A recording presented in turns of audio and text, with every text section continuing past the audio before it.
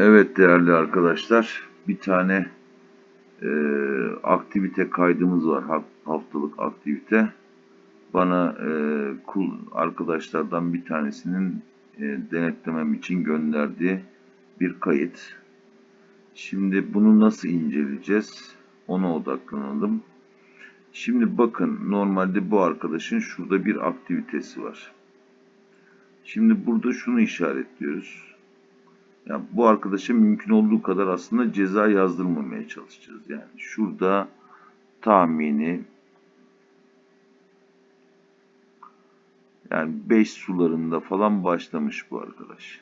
Tamam mı? Şuradan çizgimizi çizdik. Hatta şuradan çizelim daha iyi. Daha net anlaşılması için şuradan çizelim. Bunu çizdik. Şimdi buradan itibaren 1, 2, 3, 4, 5, 6, 7, 8, 9, 10, 11, 12 ve 13'ümüzü saydık. Şimdi ne yapıyorduk? 3 çizgiyi çiziyorduk değil mi? Şuradan çizdik.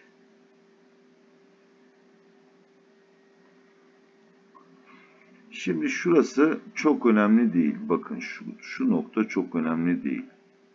Yani onu çok dikkate almayabiliriz. Çünkü işte şurada biraz bir boşluğu var. O çok sıkıntı değil. Şimdi bu arkadaşın şurada bir arıza var. Yani şu kısım problemli. Şimdi burayı da şöyle düşünebiliriz. Bakın. Yani amacımız tamamen ceza yazmamak üzerine.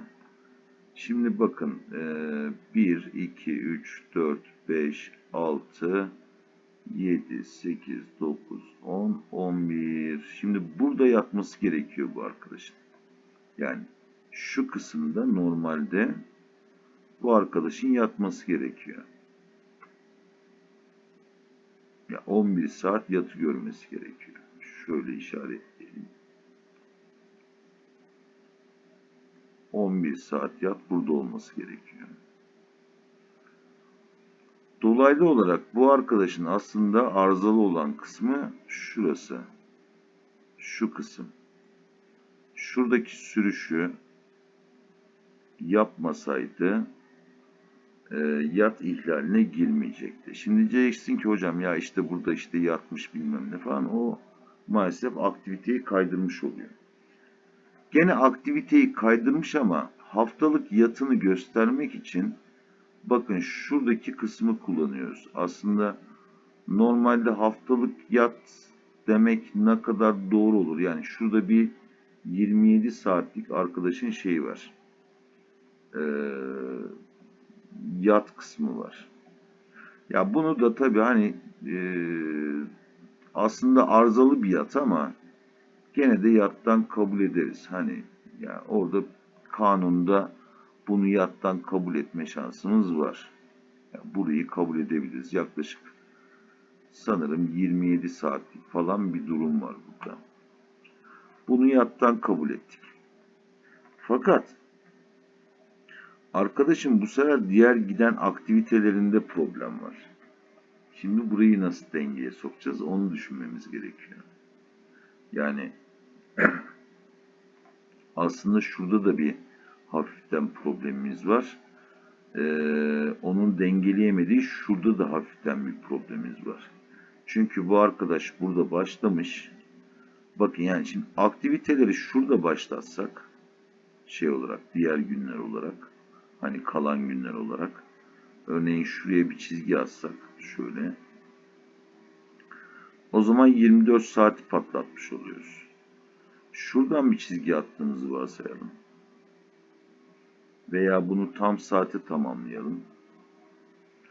Yani şöyle, şurada bir kayma var. Onu da dahil etmek için şöyle bir çizgi atalım. 13 saatin başlangıç çizgisi atalım.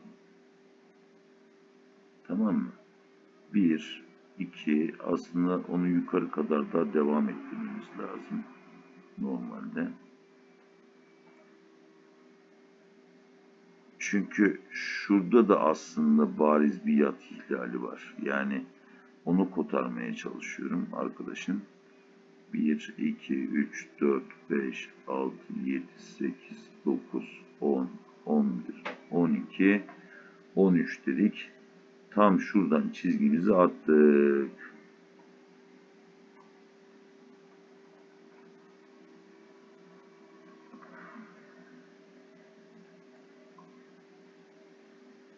Şimdi ne olmuş oldu?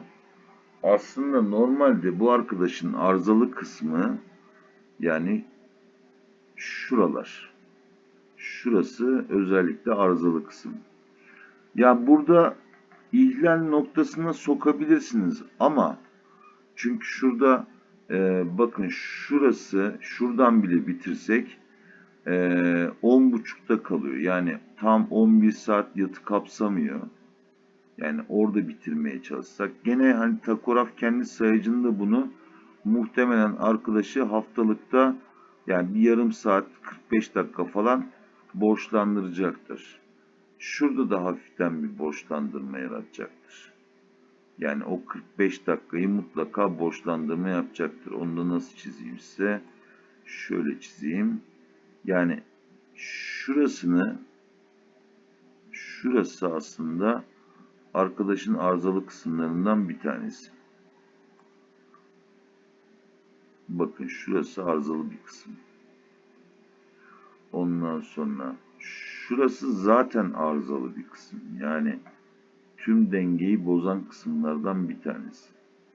Şimdi burada ya şuradan ihlal verdirebilirsiniz ya da buradan. O tür durumda yani yol kenarı denetiminde memur şunu yapabilir.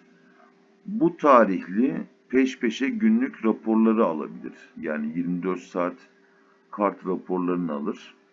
O şekilde karar verebilir. Diğer günlerde çok fazla arızalı bir kısım yok. Yani şurada küçük bir arıza var ama yani o da sürüşle şey arasında kalmış. Hazırda bekleme arasında kalmış bir durum. O çok önemli değil. Dikkate alınmaz ama ya burada dikkate alınacak problem yaratan kısım şuradaki e, yatması gereken zamandaki kullandığı süre. Burada takograf onu borçlandıracaktır. Yat borçlandırması yapacaktır. Aynı zamanda tabii bu ihlale de girer. Çünkü saati de uzun yani 1, 2, 3, 3,5 saat falan. Hatta 4 saate yakın bir ihlal var. Bu dikkate alınır. Yani memur bu grafiğe göre yani şuraya da ceza kesebilir. Şuraya da kesebilir. Şurayı çok dikkate almayabilir ama şurayı kesinlikle cezalık işlem olarak düşünür. Diğerleri hani çok önem gerektirmeyen durumlar. Çünkü yani itirazda dönebilir. Yani o yüzden memur o riske girse sıkıntı yaratabilir ama şuradaki bariz olan, büyük olan ihlal bu kişide ihlal olarak cezai işleme girer. Herkese hayırlı günler diliyorum. Kanalımı takip etmenizi, abone olmanızı rica ediyorum. Herkese hayırlı günler, hayırlı çalışmalar.